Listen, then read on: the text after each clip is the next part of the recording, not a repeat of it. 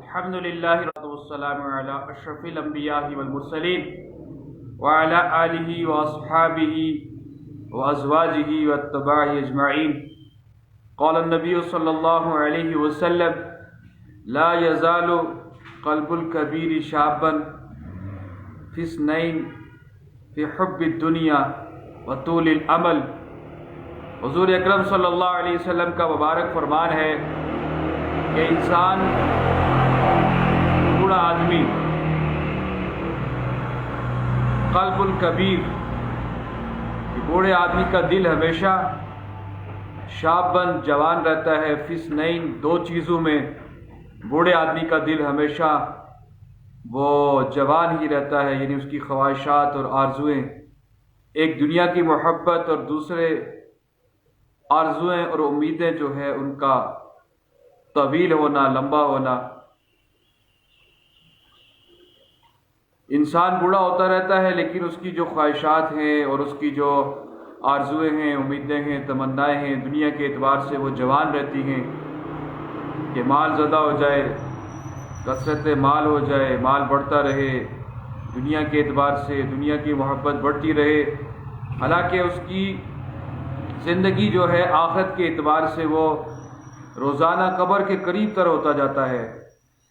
اور حضور اقدس صلی اللہ علیہ وسلم نے اس سلسلے کی خاص چیز پر تنبیہ فرمائی ہے جو تجربے میں بہت صحیح ثابت ہوئی کہ بڑھاپے میں دنیا کی محبت کا جذبہ جو ہے وہ بھی بڑھنے لگتا ہے اور امیدیں بھی لمبی لمبی ہونے لگتی ہیں، اور اولاد کی شادیوں کی امنگیں، اچھے اچھے مکانات تعمیر کرنا. اور اسی اعتبار سے حضور صلی اللہ علیہ وسلم کا ارشاد ہے کہ آدمی بوڑھا ہوتا رہتا ہے اور دو چیزیں اس میں جوان ہوتی رہتی ہیں، ایک مال کی حرص، دوسری زیادہ عمر ہونے کی حرص. زیادہ عمر حرص، اس کی حرص ہونے کا بھی وہی امیدوں کا طویل ہونا ہے کہ مرنے کے قریب ہوتا انسان جاتا ہے لیکن مرنے کی تیاری کے بجائے دنیا میں ہمیشہ رہنے کی اس کی تیاری میں مشغول رہتا ہے. ایک مرتبہ حضور صلی اللہ علیہ وسلم نے مثال دی اور مثال دے کر انہوں نے سمجھایا کہ ایک مربع کی، یعنی 4 مربع شکل اس کو کھینچا اور چھوٹی لکیریں اس کے اندر چھوٹی چھوٹی بنا دی اور پھر اس کے درمیان سے ایک لمبی لائن لے کر کے اس لائن کو مربع سے بھی باہر لے گئے. جیسے ایسے چکور اور لائن جو ایک اس سے باہر گئی اور باقی لائنیں جو ہے اس طرف سے آ رہی تھی. اور یہ سمجھانے کے لیے آپ علیہ السلام نے فرمایا کہ یہ درمیان کی لکیر ہے، یہ تو آدمی کی کیا ہے جی، چاروں طرف سے اس کو جو کھینچی ہوئی ہے وہ اس کی موت ہے. کہ آدمی جو چکور لائن جو ہے یہ اس کی زندگی کا اینڈ ہے، اور یہاں سے جو لائن باہر جا رہی ہے وہ گویا کہ اس کی لمبی امیدیں ہیں. چھوٹے موٹی جو لائنیں ہیں وہ حادثات ہیں، کبھی ادھر سے حادثے آتے، کبھی بیماری آ رہی، کبھی حادثہ ہو گیا، کبھی کچھ ہو گیا. لیکن انسان ہے کہ وہ جو لائن اس کی جو وہاں سے باہر آپ علیہ الصلوۃ والسلام لے کر گئے ہیں وہ لائن اس طرف اشارہ دے رہی ہے کہ انسان کی امیدیں ہیں کہ وہ تو بڑھی جاتی رہتی ہیں. ایک حدیث میں ہے کہ حضور صلی اللہ علیہ وسلم نے اپنے سر مبارک کے پچھلے حصے پر اپنا دست مبارک رکھ کر فرمایا، ایسے یوں ہاتھ رکھ کر، یہ تو آدمی کی موت ہے، یہ جو اوپر ہے سر کے اوپر یہ تو موت ہے. اور دوسرے ہاتھ کو دور تک پھیلا کر یوں لمبا کر کے دکھایا، ایسے لمبا کر کے، یعنی دوسرا ہاتھ آپ نے اپنا مبارک ہاتھ لمبا کر کے دکھایا اور اس کو دور تک لے کر گئے اور ارشاد فرمایا کہ یہ اس کی امیدیں ہیں جو اس کی جاری رہتی ہیں. ایک حدیث میں حضور صلی اللہ علیہ وسلم کا ارشاد ہے کہ اس امت کی بھلائی کی ابتدا آخرت کے یقین اور دنیا سے بے رغبتی کے ساتھ ہوئی ہے، اور اس کے فساد کی ابتدا مال کے، بخل کے، امیدوں کی لمبائی سے ہوگی. ایک اور حدیث میں حضور صلی اللہ علیہ وسلم کا ارشاد ہے کہ اس امت کی ابتدا حصے نے اللہ تعالیٰ کے ساتھ یقین اور دنیا سے بے رغبتی کے ساتھ نجات پائی، اور اس کے آخری حصے کی ہلاکت بخل اور امیدوں کی وجہ سے ہے. اور ایک حدیث میں حضور صلی اللہ علیہ وسلم کا ارشاد ہوا، ان قریب ایسا زمانہ آنے والا ہے کہ لوگ تمہارے مسلمانوں کے کھا جانے کے واسطے ایک دوسرے کو اس طرح دعوت دیں گے جیسا کہ دسترخوان پر بیٹھنے والا دوسرے کی تواضع کرتا ہے. یعنی ایک دور ایسا آئے گا کہ مسلمانوں کو مارنے اور کھا جانے کے اوپر اس طرح کے ہر قوم دوسروں کو اس کی ترغیب دعوت دے گی کہ مسلمانوں کو کسی طرح پہلے ہلاک کر دو۔ صحابہ کرام رضوان اللہ علیہ اجمعین نے عرض کیا یا رسول اللہ کیا اس وقت ہماری تعداد کم ہو جائے گی جس کی وجہ سے کافروں کے حوصلے ہوں گے؟ حضور علیہ السلام نے ارشاد فرمایا نہیں، تمہاری تعداد اس زمانے میں بہت زیادہ ہوگی، لیکن تم اس زمانے میں سیلاب کی جاگ کی طرح ہو جاؤ گے، بالکل بے جان ہو جاؤ گے، تمہارے دشمنوں کے دل سے تمہارا خوف جاتا رہے گا، تمہارے اپنے دلوں میں دہن یا وہن پیدا ہو جائے گا۔ صحابہ نے عرض کیا یا رسول اللہ وہن کیا چیز ہے؟ آپ علیہ السلام نے فرمایا دنیا کی محبت اور موت سے ڈرنا۔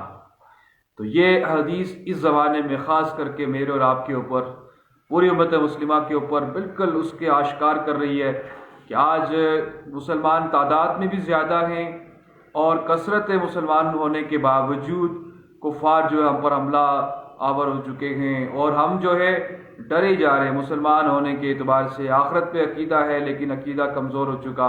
تو حضور علیہ السلام نے بتا دیا کہ آپ کی جو آخرت کے اعتبار سے کیا وہن جو پیدا ہو جائے گا کہ دنیا کی محبت اور موت سے ڈرنا۔ ام ولید رضی اللہ عنہ فرماتے ہیں کہ عمر رضی اللہ عنہ کی صاحبزادی فرماتی ہیں ایک مرتبہ حضور صلی اللہ علیہ وسلم شام کے وقت اندر سے باہر تشریف لائے، ارشاد فرمایا تم لوگوں کو شرم نہیں آتی؟ صحابہ نے عرض کیا یا رسول اللہ کیا بات ہوئی؟ آپ علیہ السلام نے ارشاد فرمایا اتنی مقدار جمع کرتے ہو جتنا کھاتے نہیں، اتنے مکانات بنا لیتے ہو جن میں رہتے ہی بھی نہیں، اور ایسی امیدیں باندھ لیتے ہو جن کو پورا بھی نہیں کر سکتے، ان باتوں سے تم شرماتے نہیں ہو؟ یعنی ضرورت سے زیادہ مکان بنا لیتے ہو، مکان اتنا ہی بنا لینا چاہیے کہ جتنے کی ضرورت ہو۔ اسی طرح خزانے جمع کرتے ہو جو اپنی حاجت سے زائد وہ جمع کرنے کے لیے نہیں ہے، اور اللہ تعالیٰ کے راستے میں خرچ کرنے کے لیے اصل وہ مال ہے۔ عائشہ صدیقہ ام المومنین رضی اللہ عنہ فرماتی ہیں کہ حضور اقدس صلی اللہ علیہ وسلم ایک مرتبہ منبر پر تشریف رکھتے تھے اور مجمع سامنے حلقہ میں بنایا ہوا تھا۔ حضور علیہ السلام نے فرمایا لوگو اللہ تعالیٰ شانوں سے ایسی شرم کرو جیسا کہ اس سے شرم کرنے کا حق ہے۔ صحابہ نے عرض کی یا رسول اللہ حق تعالیٰ شانوں تو ہم سے حیا کرتے ہی ہیں، حق تعالیٰ شانوں سے تو ہم حیا کرتے ہی ہیں۔ حضور صلی اللہ علیہ وسلم نے فرمایا کہ جو شخص تم سے اللہ جل شانوں سے حیا کرے اس کے لیے ضروری ہے کہ کوئی رات اس پر ایسی نہ گزرے کہ اس کی موت اس کی آنکھوں کے سامنے نہ ہو، اس کی موت اس کی آنکھوں کے سامنے نہ ہو، اور اس کے لیے ضروری ہے کہ حفاظت کرے پیٹ کی، اس چیز کی جس کو پیٹ نے گھیر رکھا ہے، حفاظت کرے سر کی اور اس چیز کی جس کو سر نے گھیر رکھا ہے، اور اس کے لیے ضروری ہے کہ موت کو یاد رکھے، اپنی بوسیدگی کو، مرنے کے بعد بدن سارے کا سارا شکستہ ہو کر خاک ہو جائے گا، ضروری ہے کہ دنیا کی زینت کو چھوڑ دے۔ علماء نے لکھا ہے سر کی حفاظت کا مطلب یہ ہے کہ اللہ جل شانہ کے علاوہ کسی کے سامنے نہ جھکے، نہ عبادت کے لیے نہ تعظیماً، حتیٰ کہ جھک کر سلام بھی نہ کرے۔ اور جن چیزوں کو سر نے گھیر رکھا ہے اس کا مطلب یہ ہے کہ آنکھ کان زبان سب چیزوں جو سر کے تحت میں داخل ہیں ان کی حفاظت کرے۔ اسی طرح پیٹ کی حفاظت کا مطلب یہ ہے کہ مشتبہ مال سے حفاظت کرے، جس چیز کو پیٹ نے گھیر رکھا ہے مراد پیٹ کے قریب یعنی شرمگاہ، ہاتھ اور پاؤں اور دل کی سب چیزوں کی حفاظت کرے۔ امام نووی رحمۃ اللہ علیہ کہتے ہیں اس حدیث کو کثرت سے پڑھنا مستحب ہے۔ عبداللہ بن مسعود رضی اللہ فرماتے ہیں کہ حضور صلی اللہ علیہ وسلم نے ایک مرتبہ فرمایا اللہ تعالیٰ سے ایسی حیا کرو جیسا کہ اس کا حق ہے۔ ہم نے عرض کی یا رسول اللہ تعالیٰ کا شکر ہے کہ ہم لوگ حق شانہ سبحانوں کے سب حیا کرتے ہیں، اللہ جل شانہ سے ہم سارے حیا کرتے ہیں۔ آپ علیہ السلام نے ارشاد فرمایا نہیں، یہ معمولی حیا نہیں بلکہ حق تعالیٰ شانوں سے حیا کا حق یہ ہے کہ آدمی سر کی حفاظت کرے، اس چیز کی جس کو سر نے گھیر رکھا ہے، پیٹ کی حفاظت کرے اور ان چیزوں کی حفاظت کرے جن پر پیٹ حاوی ہو رہا ہے، شرمگاہ وغیرہ۔ ضروری ہے کہ موت کو کثرت سے یاد رکھا کرے، اور شکستی مرنے کے بعد ٹوٹ پھوٹ کر خاک ہو جانا کو یاد رکھا کرے۔ اور جس شخص آخرت کا ارادہ کرتا ہے وہ دنیا کی زینت کو چھوڑ دیتا ہے، کیونکہ موت کو کثرت سے یاد کرنے کو دنیا سے بے رغبتی میں اور امیدوں کے اختصار میں بہت زیادہ دخل ہے۔ اسی وجہ سے حضور صلی اللہ علیہ وسلم موت کو کثرت سے یاد کرنے کا حکم فرمایا کرتے۔ ایک شخص حضور علیہ السلام کی خدمت میں حاضر ہوئے، عرض کیا یا رسول اللہ سب سے بڑا زاہد کون ہے؟ حضور علیہ السلام نے فرمایا جو موت کو اور اپنے مر گل کر پرانے ہو جانے کو نہ بھولے، دنیا کی زینتوں کو چھوڑ دے، آخرت کو دنیا پہ ترجیح دے، آنے والے کل کو اپنی زندگی یقینی نہ سمجھے اور اپنے آپ کو مردوں میں سمجھتا رہے۔ شخص نے عرض کی کہ زاہد کون ہے؟ زاہد، متقی، پرہیزگار، اللہ والا زاہد کون ہے؟ حضور صلی اللہ علیہ وسلم نے بتلایا کہ موت کو اور مر گل کر پرانا ہو جانے کو نہ بھولے، یعنی مرنا ہے، مرنے کے بعد جو ہماری حالات ہوں گی وہ شخص ہی زاہد ہے، اور دنیا کی زینتوں کو چھوڑ دے اور آخرت کو دنیا پر ترجیح دے، آنے والی کل کو اپنی زندگی یقینی نہ سمجھے، کل کیا پتہ ہو نہ، آج میری جو صبح ہو گئی آج، کیا پتہ کل کی صبح، آج کی شام آخری ہو، کل کی صبح نصیب ہی نہ ہو۔ آج کتنے لوگ ایسے ہوں گے جن کو آج کا سورج تو نصیب ہوگا لیکن وہ کل کا سورج نہیں دیکھ پائیں گے، اور عنقریب مر کر ان میں شامل ہو جائے گا۔ حضرت ابو ہریرہ رضی اللہ عنہ نے حضور اقدس صلی اللہ علیہ وسلم کا ارشاد نقل کیا ہے، ان لذتوں کے توڑنے والی چیز یعنی موت کو کثرت سے یاد کیا کرو، جو شخص تنگی کی حالت میں اس کو یاد کرتا ہے اس پر وسعت اور سہولت کا سبب ہوتی ہے، یہ اطمینان ہوتا ہے کہ موت برحال آنے والی ہے، اس سے ساری تکلیفوں کا خاتمہ ہو جائے گا۔ اور جو شخص فراغ دستی میں اس کو یاد کرتا ہے اس کے لیے اخراجات میں تنگی کا سبب ہوتا ہے کہ موت کے فکر سے زیادہ عیش و عشرت کو دل نہیں چاہتا۔ حضرت ابن عمر رضی اللہ عنہ بھی حضور صلی اللہ علیہ وسلم کا ارشاد نقل کرتے ہیں، لذتوں کی توڑنے والی چیز یعنی موت کا تذکرہ کثرت سے کیا کرو۔ حضرت انس رضی اللہ عنہ فرماتے ہیں ایک مرتبہ حضور علیہ السلام تشریف لائے، صحابہ کرام ہنس رہے تھے، انسان ہے ہنستا ہے، بعض دفعہ ہنسنے کی کیفیت آ جاتی ہے، اور وہ ہنس رہے تھے۔ حضور علیہ السلام نے ارشاد فرمایا لذتوں کو توڑ دینے والی چیز کو کثرت سے یاد رکھا کرو، اس کو جو شخص فراخی میں یاد کرتا ہے اس پر تنگی کرتی ہے، تنگی میں یاد کرتا ہے اس پر فراخی کرتی ہے۔ ابو سعید خدری فرماتے ہیں ایک مرتبہ حضور صلی اللہ علیہ وسلم مسجد میں تشریف لائے تو بعض صحابہ بعض لوگوں کو ہنسی کی وجہ سے دانت ان کے کھل رہے تھے، آپ نے دیکھا، حضور علیہ السلام نے ارشاد فرمایا اگر تم لذتوں کو توڑنے والی موت کو کثرت سے یاد کرتے، ان چیزوں میں جو مشغول ہونے سے تمہیں روک دیتی جن سے ہنسی آئی، ہر شخص کی قبر روزانہ اعلان کرتی ہے میں بالکل تنہائی کا گھر ہوں، میں سب سے علیحدہ رہنے والے مکان اور اس کا گھر ہوں، میں کیڑوں کا گھر ہوں۔ جب نیک مومن دفن ہوتا ہے تو قبر کہتی ہے آنا تیرا مبارک ہو، تیرے آنے سے بڑی خوشی ہوئی، جتنے لوگ میری پشت پر چلتے تھے ان میں تو مجھے بہت پسند تھا، آج تو میری ماتحتی میں آیا ہے تو میرا طرز عمل دیکھے گا۔ اس کے بعد اتنی وسیع ہو جاتی ہے کہ جہاں تک مردے کی نظر جاوے وہاں تک زمین کھل جاتی ہے، ایک کھڑکی جنت کی اس کے لیے کھل جاتی ہے جس سے وہاں کی خوشبوئیں ہوائیں وغیرہ آتی رہتی۔ جب کوئی بدکار ریاکار کافر دفن ہوتا ہے تو زمین اسے کہتی ہے تیرا آنا نامبارک، تیرے آنے سے بہت برا ہوا، جتنے لوگ میری پشت پر چلتے تھے تو ان میں مجھے بہت ہی برا لگتا تھا، آج تو میری ماتحتی میں آیا ہے تو میں اپنا طرز عمل تجھے دکھاؤں گی۔ یہ کہہ کر وہ ایسی ملتی ہے یعنی اس کو کھینچتی ہے کہ مردے کی ہڈیاں پسلیاں ایک دوسرے میں گھس جاتی ہیں۔ حضور صلی اللہ علیہ وسلم نے ایک ہاتھ کی انگلیاں دوسرے ہاتھ میں ڈال کر بتایا کہ اس کی ہڈیاں پسلیاں ایک جانب کی دوسری جانب میں گھس جاتی ہیں، یعنی جو گنہگار ہوتا ہے آپ علیہ السلام نے اس کے لیے یوں اشارہ کر کے بتایا کہ اس کی جو پسلیاں ہیں یہاں سے دوسری پسلیوں میں گھس جاتی ہیں، اور ایک اجزاء اس پر اس کو ڈسنا شروع کر دیتا ہے، ایسے زہریلے ہوتے ہیں کہ اگر ان میں سے ایک بھی زمین کے اوپر پھونک مارے قیامت تک زمین پر گھاس اگنا بند ہو جائے۔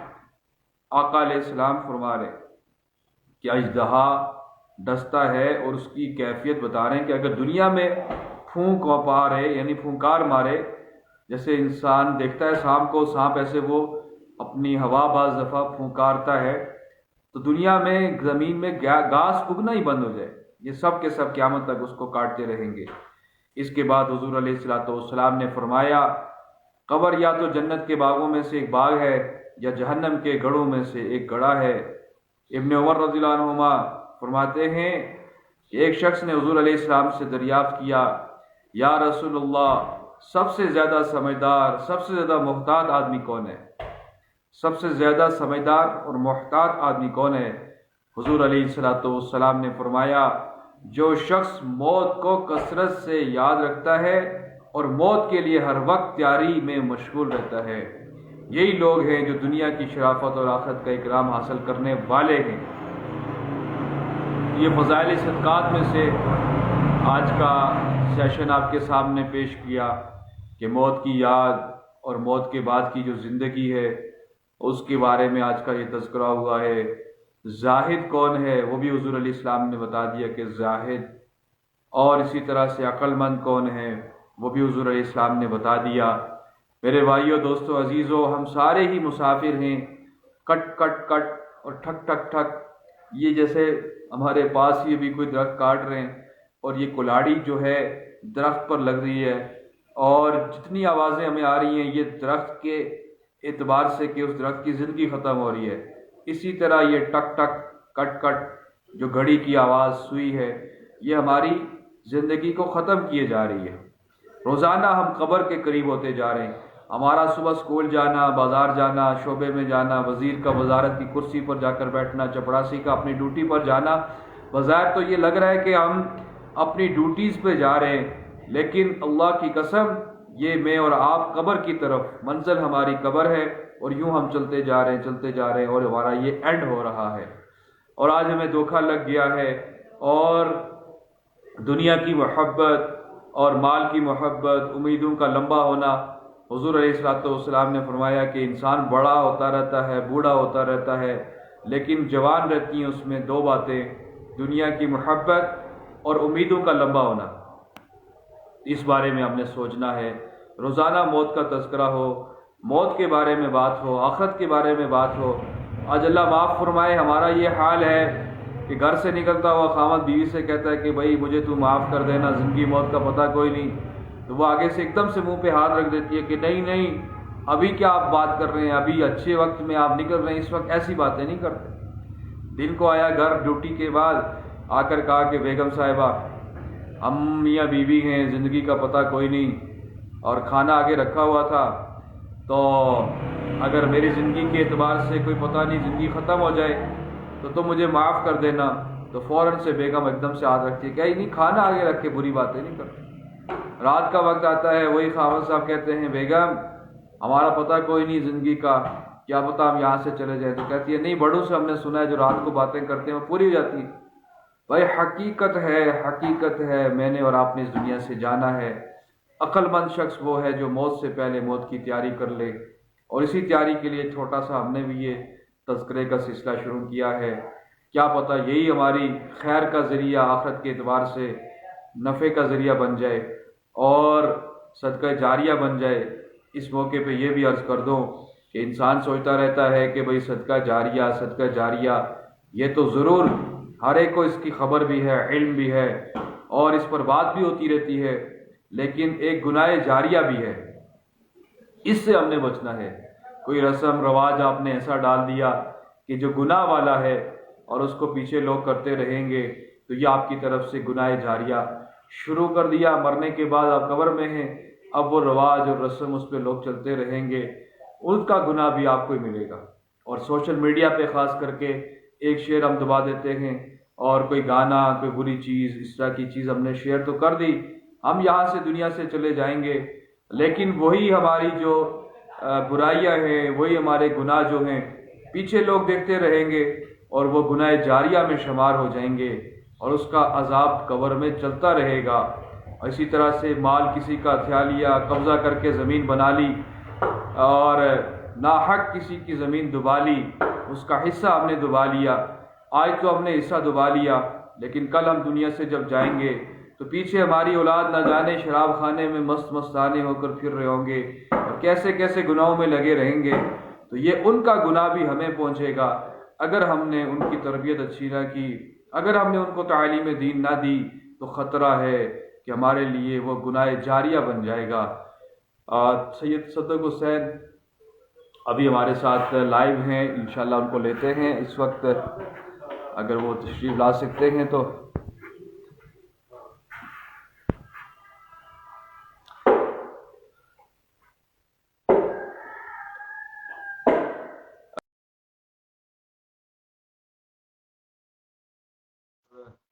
ہمارے ساتھ شامل ہو جائیں آج کی گفتگو میں۔ آج کا ہمارا جو موضوع ہے کہ انسان، حضور علیہ الصلوۃ والسلام نے فرمایا کہ بوڑھا ہوتا رہتا ہے لیکن اس کے اندر دو چیزیں جوان رہتی ہیں، ایک تو مال کی محبت، یعنی حب دنیا کی محبت، وقت اور امیدوں کا لمبا ہونا، یہ اس کے اندر آتا رہتا ہے۔ سید صدق حسین اگر آپ ہمیں سن رہے ہیں تو آپ ہمارے ساتھ لائیو آ سکتے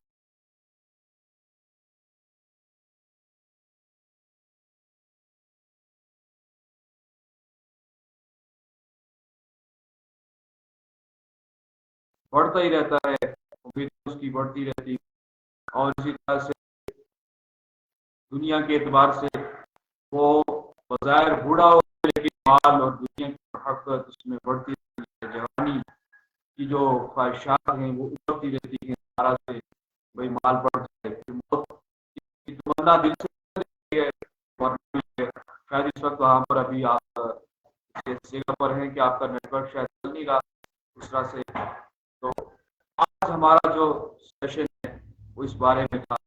اللہ جل شانہ سب کو آخرت کی تیاری، موت کی تیاری موت سے پہلے کرنے کی توفیق نصیب فرما دے۔ اور توفیق سے ہوتا ہے ایک بندہ صبح صبح ہوتا ہے موت ہے، لیکن جب شام ہوتا ہے ایک بندہ صبح ہوتا ہے وہ کافر، شام ہونے سے پہلے مومن ہو جاتا ہے، اللہ کا نظام ہے۔ لیکن اللہ جل شانہ طلب والوں کو محروم نہیں کرتا، بے طلب کو عطا کرتا، طلب ہے خصوصاً کیا زبردست رسول اسلام نے کہا یہ کہ ایک بار سے امتحان ہوتا ہے، کوئی کیا ہوگا جی، پورا سال آپ پڑھیں گے، کوشچنز ہیں، اب ان کے آنسر جو آنے ہیں وہ آپ کو پتہ ہی نہیں، لیکن حضور صلی اللہ علیہ وسلم نے ہمیں جو کوشچنز ہیں ان کے آنسر بھی بتا دیے ہیں، اور جو سوالات ہیں وہ بھی پیپر آؤٹ ہو چکا ہے کہ مرنے کے بعد قبر میں سب سے پہلا جو سوال ہوگا وہ رب تعالیٰ کے بارے میں ہوگا، صدور، اور تمہارے دلوں کو چیر کر دیکھا جائے گا۔ دنیا میں تو ہم بظاہر کہہ دیتے ہیں کہ ہمیں آپ سے محبت ہے، آپ بڑے اچھے لگتے ہیں جی، آپ بڑے، سامنے تو ہم بات کر دیتے ہیں، لیکن آخرت میں وہ بات نہیں چلتی، جو دل میں ہوگا اس کی ہمت کرنی ہے۔ لا الہ الا اللہ، لا الہ الا اللہ محمد رسول اللہ صلی اللہ علیہ وسلم، روزانہ اللہ کا ذکر کریں، 100 مرتبہ جو لا الہ الا اللہ پڑھے گا مردے کو قبر سے کہیں گے اس کا چہرہ چودھری رات کے چاند کی طرح چمکتا، اور اسی طرح حضور صلی اللہ علیہ وسلم پہ کثرت درود پاک جو کرے گا حضور صلی اللہ علیہ وسلم کا پڑوس کل قیامت کے دن اس کو نصیب ہو۔ اس اعتبار سے ہم درود پاک کی کثرت کریں، کلمہ شریف کی کثرت کریں، اور ہمارے یہاں پر اپنی زبان میں، پہاڑی میں اور اردو میں جو اولیاء کرام گزرے ہماری مادری زبان، تو وہ اسباق ایسے دیتے رہے اپنے مریدین کو کہ اللہ میرا رب بھی، اللہ میرا رب ہے، رب اللہ ہے، بار بار اس بات کو ہم دل میں کہیں، ایک اللہ ہی کرنے والا ہے، عزت ذلت کامیابی ناکامی صحت بیماری خوشی غمی تمام حالات کو بنانے والا بھی اللہ ہے، اور بگاڑنے پہ آ جائے تو کوئی بنا نہیں سکتا، اور اللہ کی بڑائی دل میں اتارنا پہلا سوال یہ ہوگا۔ اور دوسرا سوال حضرت محمد صلی اللہ علیہ وآلہ وسلم کے بارے میں ہوگا، بلکہ یہاں تک آتا کتابوں میں کہ آپ کی مبارک شبیہ دکھائی جائے گی، پوچھا جائے گا کہ ان کے بارے میں کیا خیال ہے، یہ کون ہے۔ اب ان کی سنت، ان کی زندگی سے ہم نے محبت کی ہوگی تو اب انسان جواب تو دے دے گا، لیکن بظاہر ہم کہیں جی حضور کے بڑے عاشق ہیں لیکن سنت سے محبت نہ ہو، ہم بظاہر ہم کہیں کہ بھئی آپ علیہ السلام سے ہو، میں تو بڑا عاشق رسول ہوں، لیکن کھانے کی سنت غیروں والی، کھانے کی، پہننے کی، اوڑھنے کی، چہرہ اور لباس سب غیروں والا، اور ہم کہیں جی سنت ہے اور حضور سے محبت ہے. تو یہ اس اصل میں انسان جو ہے اپنے آپ کو دھوکہ دے رہا ہے. تنہائی میں بندہ بیٹھ جائے، کچھ بھی نہ کرے، صرف اپنے آپ سے سوالات کرے اور پھر جواب خود ہی دے کہ بھائی کیا میں حضور صلی اللہ علیہ وسلم کا واقعی سچا عاشق ہوں.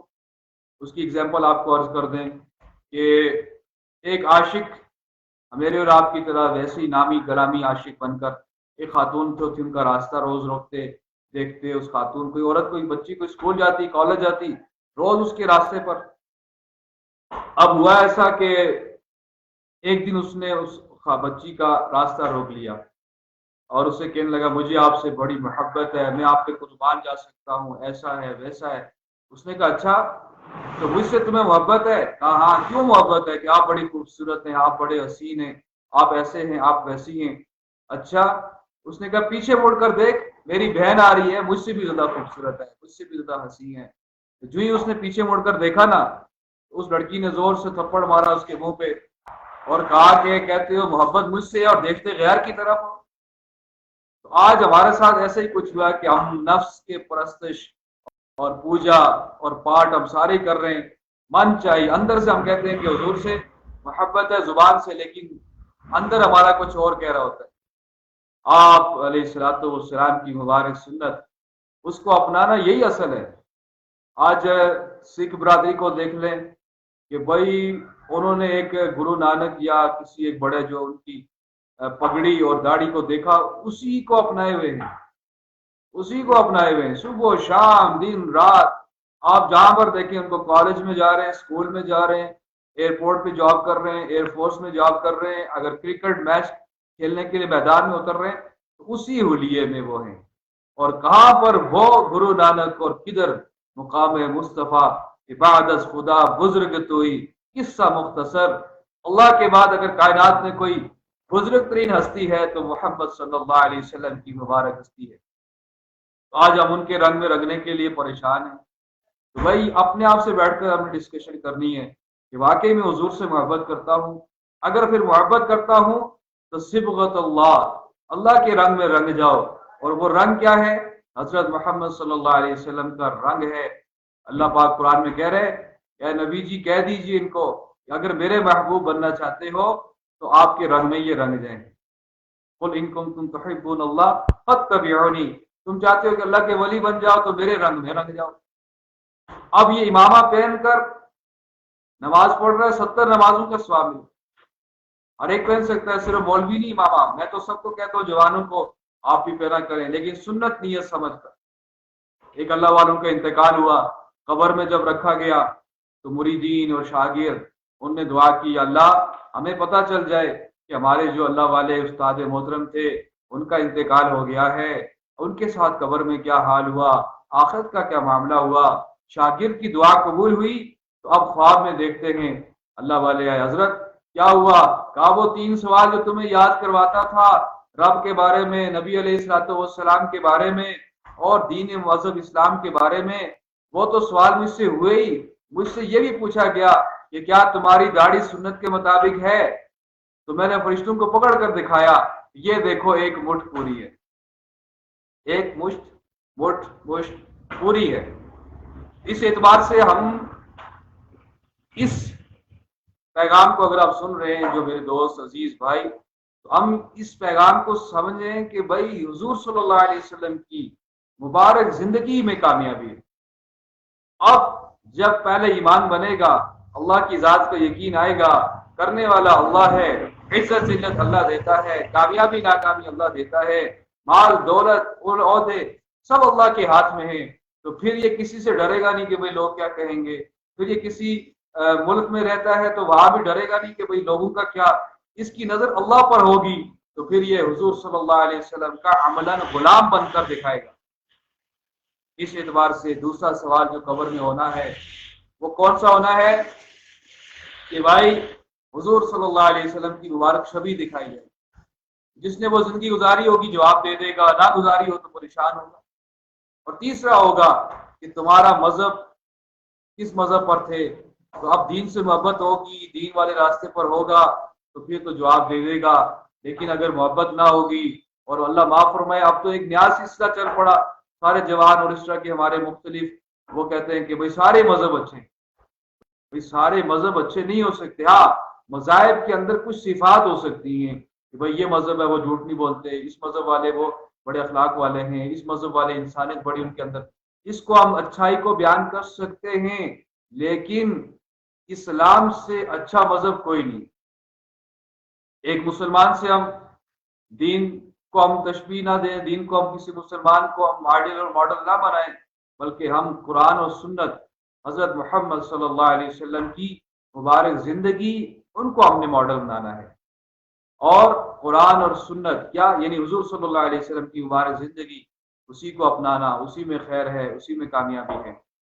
تو آپ سب سے آج گزارش ہے کہ آج ہم نے محاسبہ کرنا ہے، مراقبہ کرنا ہے. یہ مراقبہ محاسبہ کیا ہے؟ آنکھیں بند کر لے، خود ہی اپنے سامنے کہتے ہیں اپنے گریبان میں جھانکو. تو اپنے آپ کو ہم نے دیکھنا ہے کہ ہم کیا حضور صلی اللہ علیہ وسلم کی سنتوں کے مطابق عملاً نمونہ بن رہے ہیں. کیا اس پہ ہم زبان سے جو کہتے ہیں کہ غلامی رسول میں موت بھی قبول ہے، جو نہ ہو عشق مصطفیٰ تو زندگی فضول ہے، نعرہ ہم لگا رہے ہیں، لیکن کیا وراثت کے حقوق ہیں، کیا ہمارے متعلقہ والدین کے حقوق ہیں، ہمارے بہن بھائیوں کے حقوق ہیں، کیا ہم ان کو ادا کر رہے ہیں؟ کیا ہم تحقیق کرتے ہیں؟ ایک دفعہ یہ بھی مسئلہ ہمارے بڑا عجیب ہے، ایک دفعہ بس کسی کی بات سن لیتے ہیں، بس اسی پہ سوچتے ہیں بھائی یہ صحیح کہہ رہا ہے. بھائی تحقیق کرنی چاہیے، تحقیق. یا اگر یہ کسی کے بارے میں کسی نے بات کہہ دی تو اس کو ہم خود پوچھیں یا معلوم کریں کہ کیا یہ بات سچ ہے کہ نہیں. ہم یہاں مسجد علی اصغر میں امام خطیب کی خدمت کرتا تھا جب میں، تو کچھ وفد آیا میرے پاس، اور ایک جوان لڑکا اسے بھی ساتھ لے کر آئے، اور آ کر مجھے کہتے ہیں مولانا صاحب، مفتی صاحب، بس نکالے کاغذ پینسل نکالے، اور بڑے بظاہر حاجی صاحب اور بڑے تبلیغ ماشاءاللہ، بڑے لوگوں کی نظر میں بڑے دین والے، کاغذ پینسل نکالے مولانا صاحب، لکھے ان کا نام، انہوں نے اپنی بیوی کو طلاق دے دی ہے. میں نے کہا ایسا بھائی کیسے، میں کیوں لکھوں، پہلے اس سے پوچھنے تو دیں مجھے. خیر تھوڑی دیر کے بعد میں نے کہا کہ آپ سارے بزرگ حضرات باہر جائیں، کیونکہ لڑکی ان بزرگوں میں کوئی ان کے خاندان کی تھی، اور وہ لڑکا بیچارہ کوئی مجھے بڑا معصوم سا مسکین مسکرت فقر پسند لگا. تو اس کو بے لاگ سے بلایا، میں نے کہا یار کوئی پریشان ہونے کی بات نہیں ہے، مجھے ساری کہانی سناؤ. اس نے کہا کہانی کیا ہے، میں گھر میں تھا تو ڈیوٹی پہ گیا تو واپس آیا تو والدہ سے میں نے پوچھا کہ آپ کی صحت خراب تھی، تو کیا اس نے کچھ پوچھا؟ خیر تو اس نے، والدہ نے کہا کہ نہیں بیٹا کوئی نہیں، یہ بھی ہماری بیٹی ہے، لیکن پوچھ نہیں سکی، کھانا نہیں دیا اس نے، ایسی کوئی بات. اچھا. اس پر میں غصے ہو گیا اور میں نے اسے کہا تو اپنے گھر دفع ہو جا، بس یہ لفظ استعمال کیا، کوئی طلاق کا لفظ استعمال ہی نہیں کیا. اب یہ لوگ کہہ رہے ہیں کہ بھائی وہ چلے گی اپنے گھر، ناراض ہو کے 10-15 دن ہو گئے وہیں رہ رہی ہے. اب یہ میرے اوپر کہہ رہے ہیں کہ تو نے طلاق دے دی اور تو کہہ کے دے دی ہے، اور مجھ سے مہر کا مطالبہ اس طرح کی چیزیں.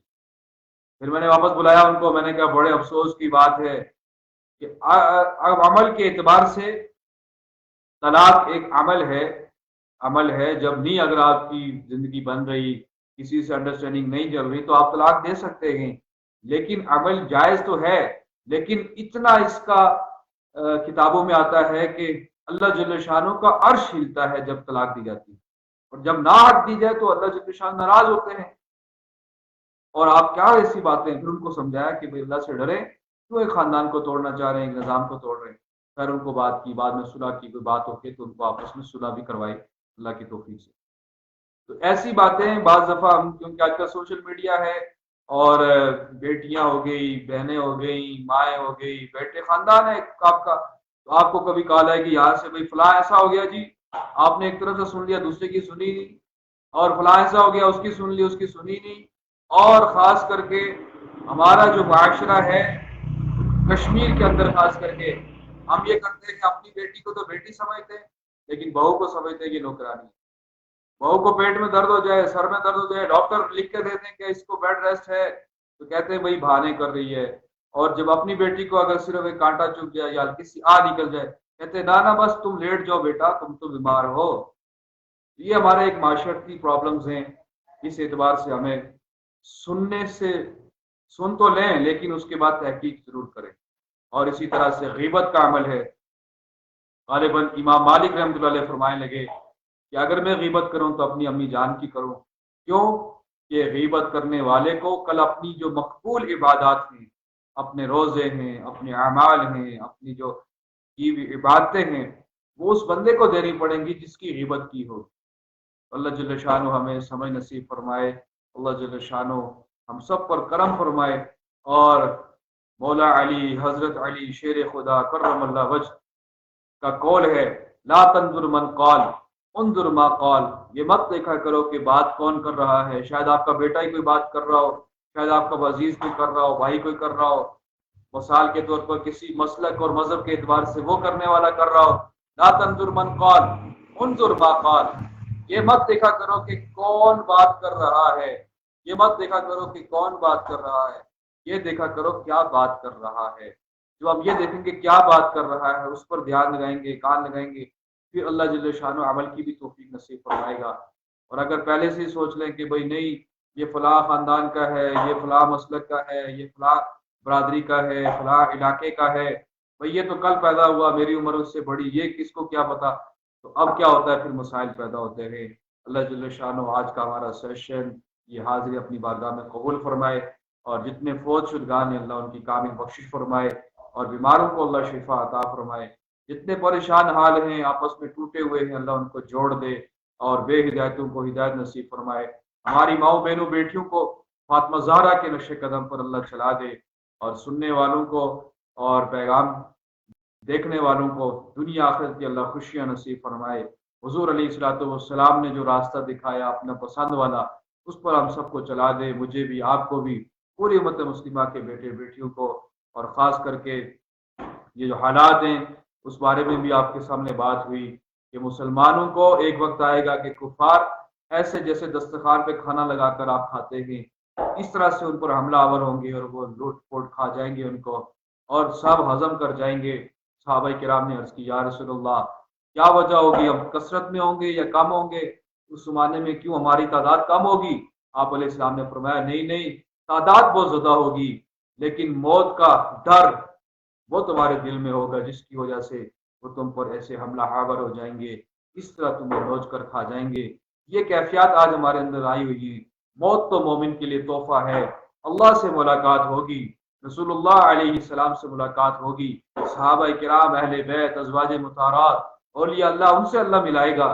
بھئی یہ تو تحفہ ہے، لیکن ہمیں اس کی سمجھ نہیں ہے. جذبے اور نیت کو اللہ دیکھتا ہے. اللہ عمل کی توفیق نصیب فرمائے.